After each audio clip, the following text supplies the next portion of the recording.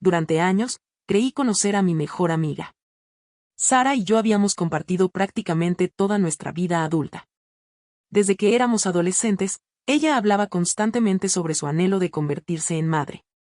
Era el tema central de nuestras conversaciones, los nombres que elegiría, el tipo de educación que daría, los valores que inculcaría. Cuando finalmente nació Sophie, su primera hija, Sara parecía haber alcanzado su sueño. La maternidad la llenaba de una felicidad visible. Yo también me sentí inmensamente feliz por ella. Sophie y mi hija Clara crecieron prácticamente como hermanas, compartiendo incontables fines de semana y celebraciones familiares en nuestros respectivos hogares. 15 años más tarde, Sara me planteó algo que ya se había vuelto rutinario: cuidar a Sophie durante una semana mientras ella tomaba unas vacaciones en solitario a un destino tropical. No me pareció extraño. Sara valoraba estos momentos de descanso personal, y Sophie de todas formas pasaba gran parte de su tiempo en mi casa. Los primeros días transcurrieron con normalidad. Sophie y Clara veían series, comían sus snacks favoritos y disfrutaban de ese tiempo juntas. Sin embargo, el tercer día todo cambió drásticamente. Durante la hora de la cena, llamé a Sophie desde su habitación. No obtuve respuesta. Clara mencionó que no la había visto desde el almuerzo. Una sensación inquietante comenzó a crecer en mi interior. Subí las escaleras y toqué su puerta repetidamente, pero el silencio era absoluto. Cuando intenté abrir, descubrí que la puerta estaba cerrada por dentro. Sophie nunca hacía eso. Mi instinto me decía que algo estaba terriblemente mal. Tomé la llave de emergencia del pasillo y abrí con manos temblorosas. La escena que encontré me paralizó. Sophie yacía en la cama, respirando apenas, rodeada de envases de medicamentos vacíos. Junto a ella había una nota doblada. El pánico me invadió mientras marcaba el número de emergencias. Clara estaba detrás de mí, llorando sin entender completamente qué sucedía. No encontraba palabras para explicárselo. Los minutos siguientes fueron un torbellino: paramédicos, preguntas urgentes, la ambulancia alejándose con Sophie en su interior. Durante el trayecto al hospital, llamé a Sara. Esperaba que regresara inmediatamente, que tomara el primer vuelo disponible. Su respuesta me dejó completamente atónita. Entre mis sollozos, le expliqué la gravedad de la situación. Pero en lugar de la preocupación esperada, Sara dudó antes de responder con indiferencia si realmente era tan grave como yo lo planteaba. Sugirió que quizás Sophie solo buscaba atención. Me sentí mareada, incapaz de procesar sus palabras. En el hospital, los médicos confirmaron la necesidad de procedimientos de emergencia. Le escribí a Sara inmediatamente, convencida de que ahora comprendería la seriedad del asunto. Su siguiente mensaje me quitó el aliento: cambiar su vuelo costaría $200, una suma que consideraba excesiva. Añadió que yo no necesitaba estar constantemente en el hospital, que para eso estaba el personal médico. Me quedé mirando el teléfono, con una mezcla de incredulidad y rabia creciendo en mi interior. Pero sabía que Sophie me necesitaba más que mi indignación en ese momento. Tomé días libres en mi trabajo y pasé 3 noches consecutivas en una incómoda silla junto a la cama de Sophie. Una de esas noches, ella me confesó entre lágrimas que creía que su madre ya no la amaba. Me preguntó por qué Sara no regresaba por ella. No supe qué responderle. Simplemente la abracé mientras sentía crecer mi furia hacia Sara. Durante todo ese tiempo, mantuve a Sara informada con mensajes constantes, fotos del estado de Sophie y actualizaciones médicas. Pero cada respuesta que recibía era más breve y fría que la anterior. Mientras tanto, Sara publicaba fotos desde la playa con comentarios sobre lo maravilloso de su viaje. Fue entonces cuando comprendí que la Sara que conocía, aquella joven que soñaba con ser madre, había desaparecido por completo. Cuando Sophie recibió el alta médica, preparé un espacio seguro y acogedor en mi casa. Intenté hablar con Sara repetidamente sobre los planes de recuperación necesarios, pero ella minimizaba constantemente la situación. Sara finalmente apareció en mi casa un día después de aterrizar, bronceada y relajada. Le dio a Sophie un abrazo incómodo y rápido, antes de preguntar por el equipaje que había dejado antes de su viaje. Mientras le explicaba el plan de seguimiento médico y terapéutico para Sophie, vi cómo Sara se tensaba con cada palabra. De repente, estalló. Se puso de pie bruscamente, acusándome de interferir en la crianza de su hija. Su voz se elevó mientras me gritaba que estaba exagerando todo. Insistió nuevamente en que Sophie solo había buscado atención. Fue entonces cuando escuché un sollozo ahogado desde el pasillo. Sophie estaba allí, paralizada, con lágrimas corriendo por su rostro. Sara apenas miró a su hija. Mi corazón latía con fuerza mientras le gritaba a Sara que había preferido la playa sobre su hija moribunda. Sara respondió con desprecio, insistiendo en que los adolescentes son dramáticos. Le dije todo lo que había estado conteniendo, que era egoísta, que siempre se había puesto primero, que aparentemente la vida de Sophie valía solo $200 para ella. Sara respondió con veneno, diciendo que yo no entendía lo que significaba necesitar un descanso de los hijos. En ese momento, algo entre nosotras se rompió irreparablemente. Sara agarró las cosas de Sophie y le exigió que se fuera. Pero Sophie se encerró en el baño, negándose a salir. Sara perdió completamente el control, gritando acusaciones de secuestro y llamando a la policía. Las patrullas llegaron rápidamente. 2 oficiales escucharon la versión de Sara sobre cómo yo retenía a su hija contra su voluntad. Presentó todo como un secuestro, enfatizando que tenía la custodia legal. Cuando intenté explicar la situación real, Sara me interrumpía constantemente, distorsionando cada detalle. Los oficiales finalmente hablaron con Sophie directamente. La niña salió del baño, pero apenas podía articular palabra ante su madre. Legalmente, no había mucho que hacer. Sara tenía la custodia y no había evidencia inmediata de peligro. Los oficiales tuvieron que devolver a Sophie a su madre, aunque uno de ellos me sugirió discretamente contactar a los servicios de protección infantil y documentar todo. Ver a Sophie irse con Sara, con esa mirada de devastación en sus ojos, fue una de las cosas más difíciles que he experimentado. Al día siguiente, comenzaron a llegarme mensajes de amigos comunes. Sara ya había lanzado su campaña, distorsionando completamente los hechos. Me presentaba como alguien obsesionada con robarle a su hija.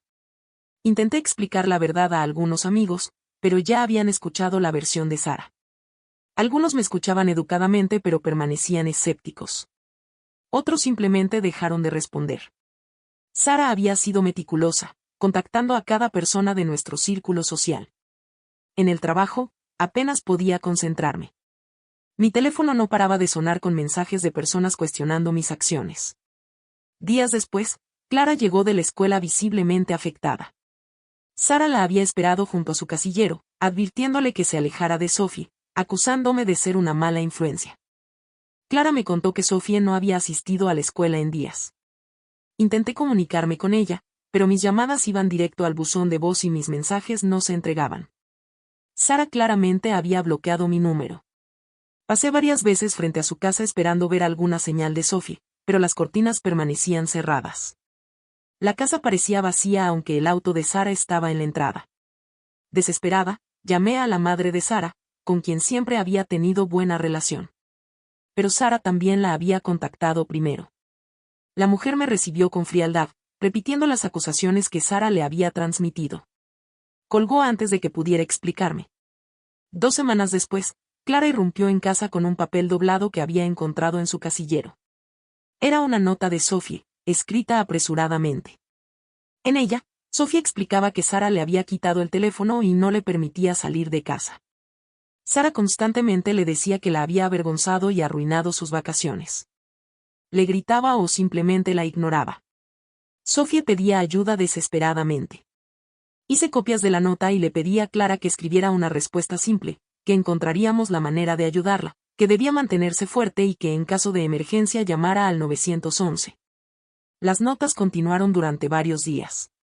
Sophie describía un ambiente cada vez más hostil, alternando entre el silencio absoluto de Sara y estallidos de ira sobre cómo Sophie le había arruinado la vida. Finalmente, Sara descubrió las notas. Clara llegó a casa pálida, confirmando que Sara lo sabía. Inmediatamente recibí una llamada amenazante de Sara, anunciando que solicitaría una orden de alejamiento. Los papeles legales llegaron días después. Sara me acusaba de acoso y acecho, distorsionando cada uno de mis intentos de ayudar a Sophie. Fue entonces cuando recordé que Sara tenía una hermana con quien había cortado contacto años atrás. Investigué y encontré a Catherine en redes sociales. Para mi sorpresa, respondió rápidamente cuando le contacté. Catherine me dijo que había estado esperando que alguien finalmente viera la verdadera naturaleza de Sara. Su historia era inquietantemente similar, Sara había difundido mentiras sobre ella, casi destruyendo su relación con sus padres. Catherine sugirió usar una reunión familiar próxima para exponer a Sara frente a todos. Pasamos semanas preparando documentación, registros hospitalarios, mensajes de texto, notas de Sophie. El día de la reunión, cuando Sara me vio llegar como acompañante de Catherine, palideció y luego se llenó de ira. Catherine anunció que era momento de que todos conocieran la verdad.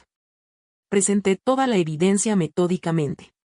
Sara intentó interrumpir para dar su versión, pero la documentación era irrefutable. Cuando mostré el mensaje donde decía que cambiar de vuelo era demasiado caro, la sala estalló. Otros familiares comenzaron a compartir sus propias experiencias con las mentiras y manipulaciones de Sara. Finalmente, durante una acalorada discusión, Sara se derrumbó emocionalmente y admitió resentimiento hacia Sophie por arruinar su vida con sus problemas. El silencio que siguió fue absoluto. La máscara de Sara había caído completamente frente a toda su familia. Sara salió furiosa de la reunión, pero eso solo fue el comienzo. Lanzó una campaña masiva en redes sociales, distorsionando los hechos y presentándose como víctima de una conspiración familiar. Me amenazó con demandas por difamación y angustia emocional.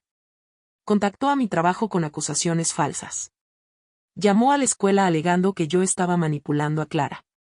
Incluso llamó a los servicios de protección infantil con denuncias falsas sobre mi crianza de Clara. Cada acción de Sara era calculada para agotar nuestros recursos y hacernos retroceder.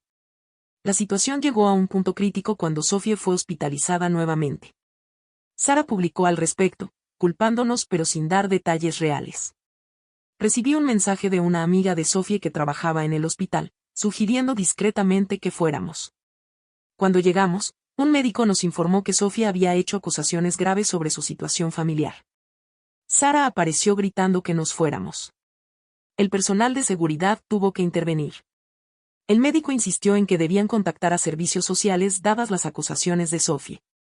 Esa noche recibí un mensaje de un número desconocido, Sophie diciendo que Sara planeaba llevarla lejos. Llamé a la policía pero me dijeron que Sara tenía la custodia legal y podía viajar con su hija. A la mañana siguiente, la casa de Sara estaba vacía. Se había ido en plena noche con Sophie. Catherine y yo nos movilizamos rápidamente, contactando a familiares y alertando a las autoridades. Un empleado de supermercado que había visto a Sara nos dio una pista. Había escuchado que reservaba una cabaña al norte. Decidimos ir solo para confirmar su ubicación y reportarla. Cuando llegamos, vimos a Sophie en una ventana. Nuestras miradas se cruzaron y ella articuló claramente: «Ayuda». Entonces Sara la apartó bruscamente de la ventana.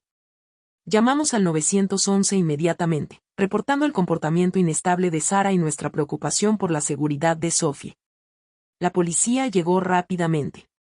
Sara salió con Sophie, agarrándola del brazo con fuerza. Pero Sophie hizo algo valiente, se apartó de su madre y corrió hacia los oficiales. Los paramédicos la evaluaron mientras Sara gritaba sobre conspiraciones y secuestro. Finalmente, llevaron a Sophie para una evaluación médica de emergencia mientras ponían a Sara bajo custodia temporalmente. La audiencia de custodia de emergencia fue intensa. Presentamos toda nuestra documentación, registros médicos, testimonios de profesores, el testimonio de Catherine sobre el patrón de comportamiento de Sara, y las propias declaraciones de Sophie a las autoridades.